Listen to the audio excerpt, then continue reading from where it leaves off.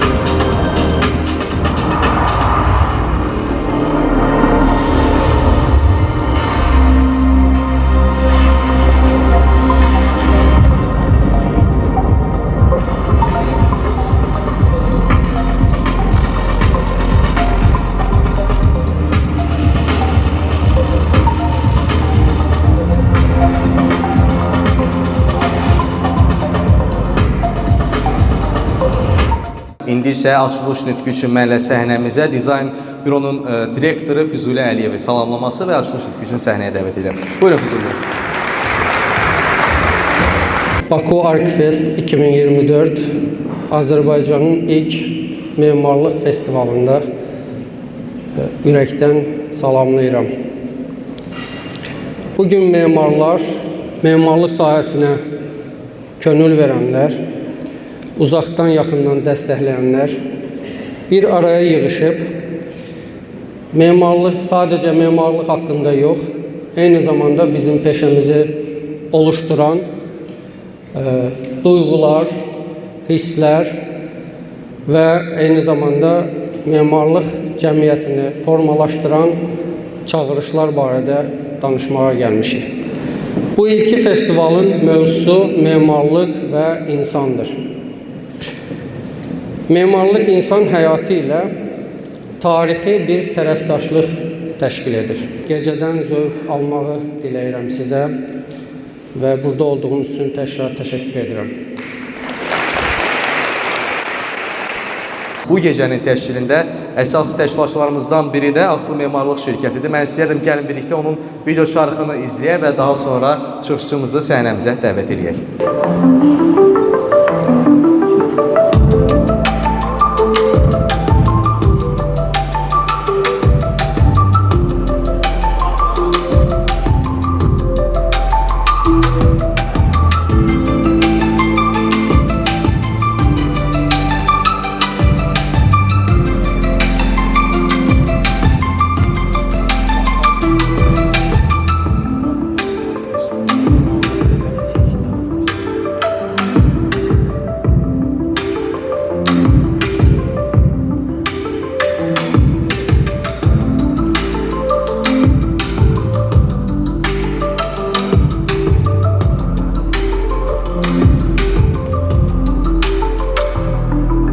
Aslı Memarlıq şirkətinin rəhbəri Hüseyn Tonçunu alqışlarınızla səhnəmizə dəvət edək.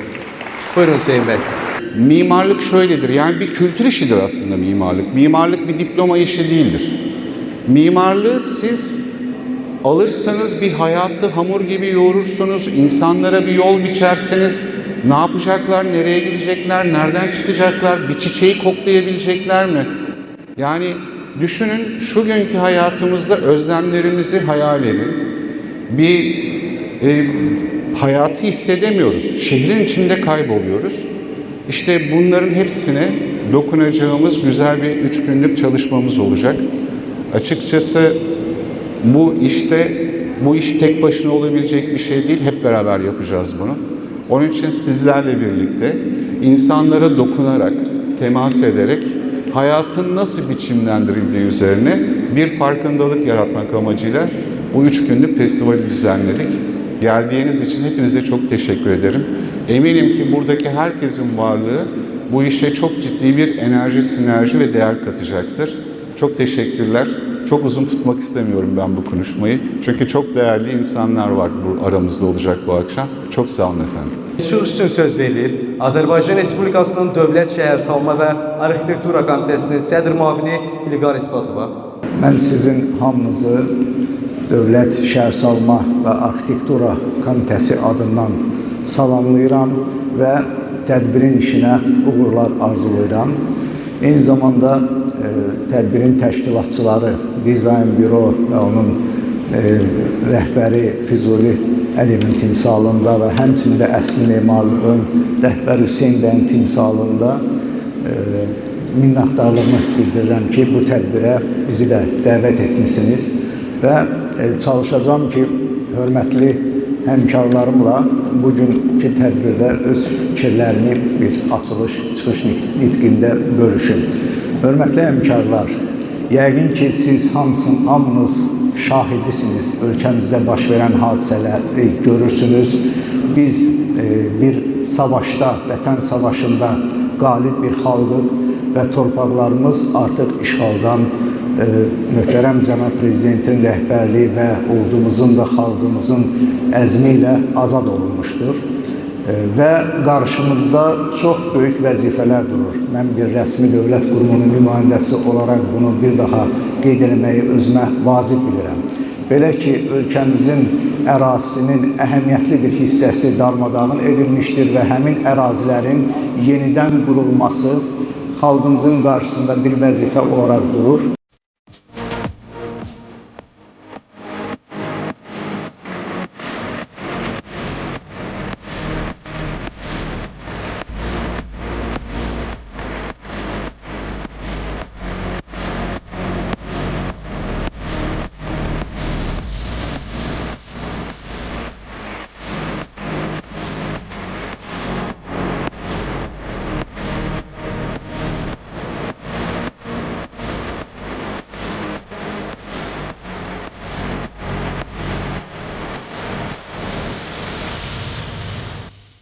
Və bizim tədbirimizin bir sıra yenə qonaqları var. Mən istəyərdim ki, onları sizə təqdim edeyim və çıxış üçün sözü vermək istəyirəm Ada Universitetinin Vaşinqton mərkəzinin rəhbəri cənab Qalib Məmmədə. Buyurun Qalib müəllim. Axşamınız xeyir olsun.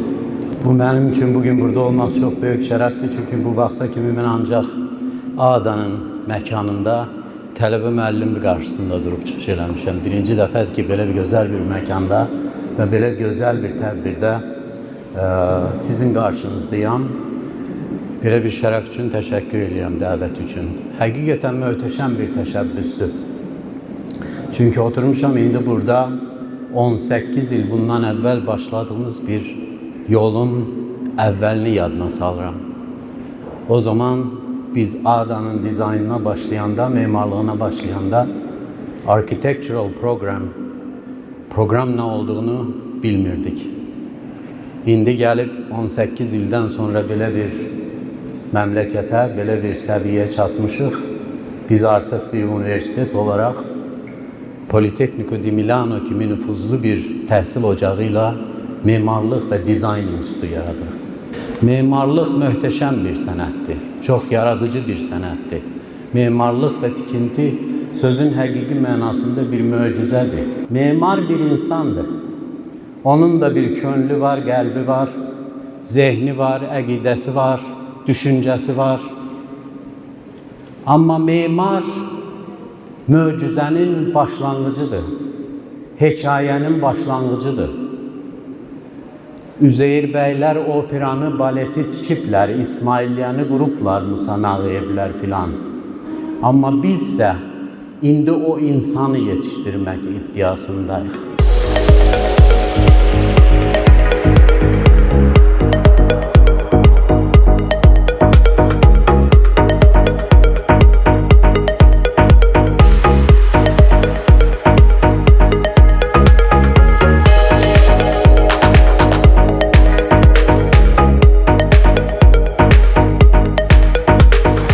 Sevgili dostlar, şimdi aramızda birçok müteahhitler var, proje yapanlar var, mimarlar var, iş insanları var.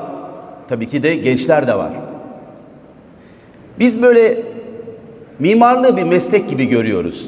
Ya da inşaat yapmayı bir insanın barınması için bir şekilde orada esasında kendini güvende hissetmesi için bir yer gibi görüyoruz. Bizim sektorda deyək, inşaatda, memarlıqda müxtəlif yerlərdə onun bir əks-sədası hiss olundu. İlin sonunda da çox gözəl bir tədbir, Azərbaycanda misli olmayan, analogu olmayan bir tədbirdir. Sizi təbrik edirəm, təşəkkür edirəm sizə, alqışlar sizə. Hər bir əsər unikal olduğuna görə, necə ki hər bir insan unikaldır, o insanın istəkləri də onun özünə görə unikallıq təşkil etdiyi üçün onun istəyi də bir unikal əsər olaraq ortaya çıxır. Bu, necə deyərlər, memarlığın fəlsəfəsidir. İlk insanlar qəbilə icması dövründən öz təməl ehtiyaclarını necə oyuna çıxardıblar. Öncə yatmağa bir yer axtarıblar, daha sonra yemək üçün bir yer, daha sonra daldalanmaq, barınmaq üçün yer və belə də sosiallıq inkişaf etdiyi zaman ehtiyaca görə memarlıq ortaya çıxıb. Biz 100 metrekare ile başlamıştık. Bugün 450 metrekareye ulaşmış durumda. İhtiyaç oldukça ekleniyor ve ağaçlar bu yapının aralarında kalıyor. Sıcak zamanlarda metal ısınınca zeytin ağacı ona değmeden geçmenin bir yolunu buluyor. Ve dolayısıyla kendi aralarında böyle çok iyi bir ilişki ve dolayısıyla Bodrum gibi bir iklimde neredeyse sokakta yaşıyorsunuz, bahçede yaşıyorsunuz. Yapının büyük olması değil, imkanların büyük olmasının önemli olduğunu düşünüyoruz. Mimarlık daha yaşlı bir geleceği dizayn etme gücüdür. Peki nasıl? Nasıl yapacağız bunu? Belki de tam da bu festivalde olduğu gibi önce oturup bu soruyu ortaya atıp manifestosunu geliştirip bunun gibi pek çok etkinlik yapıp bunun üzerine düşünmek, tartışmak çok güzel bir başlangıç olabilir. Yani biz her şeyi bilmiyoruz arkadaşlar. Biz öğreniyoruz. Hepimiz yoldayız. Yani birçok kent var. Gördüğünüz gibi mesela buranın doğasında da yani ben göremiyorum. Herhangi bir bitki yok, herhangi bir şey yok.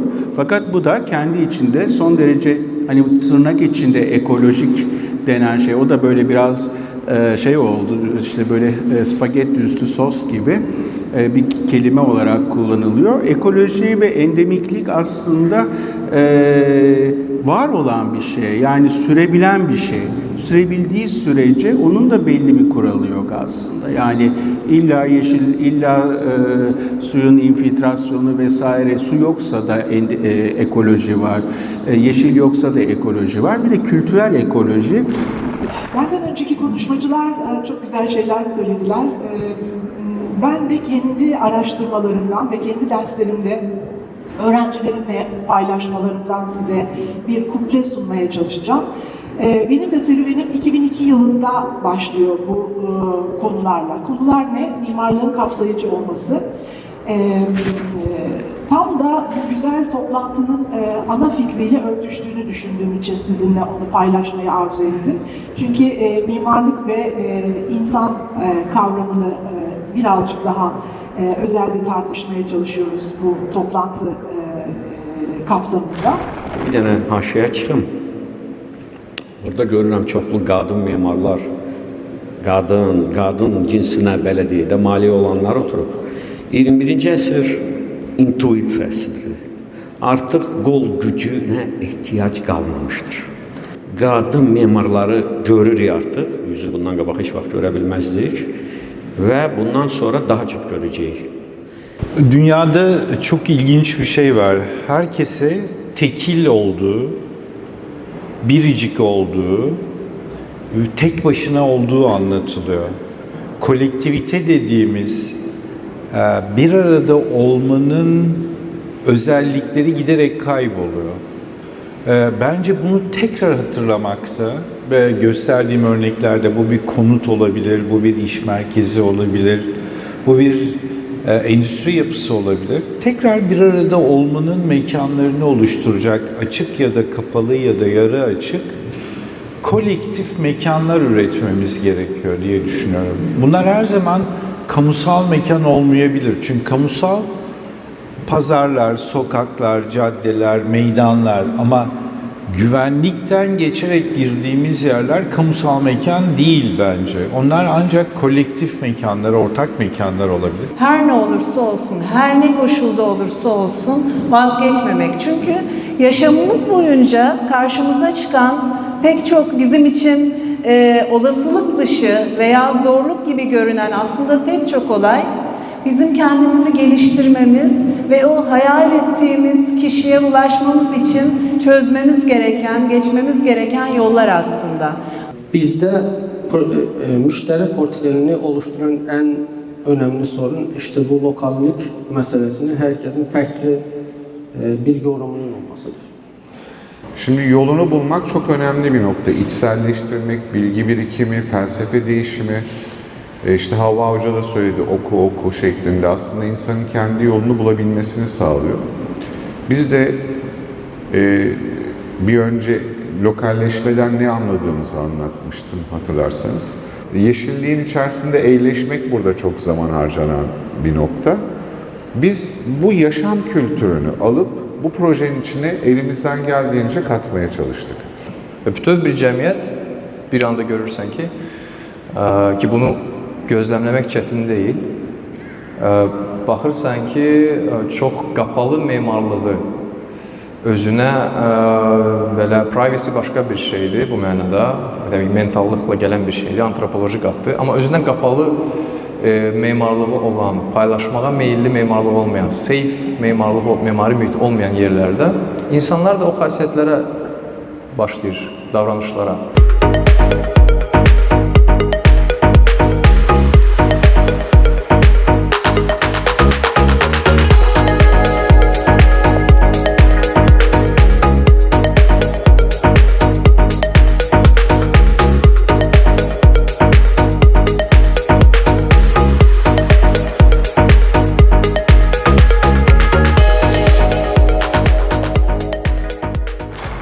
Və biz artıq gəlmişik 3-cü günə. Bu gün də həm özəl, həm də maraqlı bir gündür. Çünki bugün bizim finalçılarımız var və bizim müsabiqəmiz olacaq. Dəyərli müsiflərimiz var. Əziz memarlar, dəyərli qonaqlar, sizi burada görmək, 3-cü gündə yenə bərabər olmaq çox möhtəşəm duyğudur. Bu, Azərbaycanda heç dadına baxmadığımız bir duyğudur. Artık hani formal düzeyden informal'a doğru dönüyoruz. İlk gün bir takım elbise, sonra bir ceket, şimdi daha rahat bir ortam. Ben bu festivali şöyle özetlemek istiyorum. Yani Fuzuli ile bizim çok eskiden kalan bir dostluğumuz var, arkadaşlarımız var.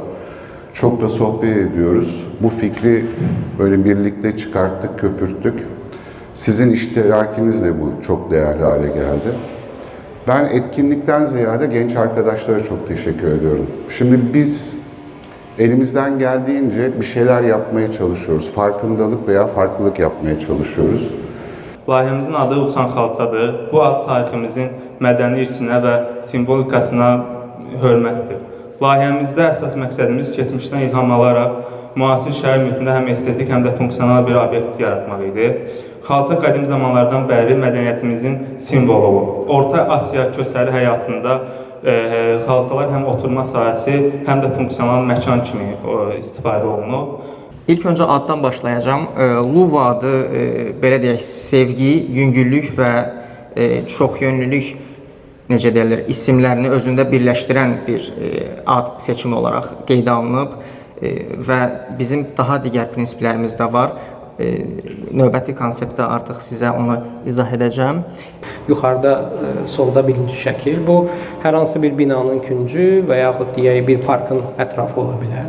Digər isə künclüklərdir, ümumiyyətlə küncü, corner anlayışı. Binalar gəlir, bitir və bir corner yaradır. Biz əsasən insanlarla bir yerdə bəzən də olur ki, döngədə kiminsə kəsişirik. Bu belə bir maraqlı fikir yaradır insanlar üçün. Üçüncü divarın özüdür, binanın divarı. Dördüncü isə pləkanlar. Yəni bu 4 fərqli insanın şəhər mühitindən məşğul olduğu fərqli mühitdir. Bizim üçün sürdürülebilirlik, yəni sustainability sadəcə malzemə seçimi, işıq seçimi deyil. Bunun funksional və memari olaraq da sürdürülebilir olması gərəklidir. Məncə aydın şəkildə görünür. Nəsə səhv varsa da üzrü sayın. Deməli, məsəl üçün birinci şeydə, orada indi ingilis dilində düşündüm ki, yazmalıyam. İndi ola bilər nəyəsə yanlış eləmişəm. Birinci şeydə, deməli, birinci one person workbench-də orada əsas detal odur ki, 1.80 uzunluğunda olan bu məhsula, yəni produkta bir nəfər əyləşdikdə yanında da digərləri əyləşə bilir. Yəni bu ətraf mühitdən, yəni belə deyək də, uzaqlaşmamaq üçün. Məqsəd budur, yəni sırf burada. Amma bunun yəni ikinci versiyası da var. Tək yanlış olan, daha doğrusu yalnız olan versiyası da var. Bildiyiniz kimi düyün spikerlərdən biri Sayın Nevzat bəy dedi ki, hər detayın bir hekayəsi var. Bu qutular, mənim də öz hekayəm var.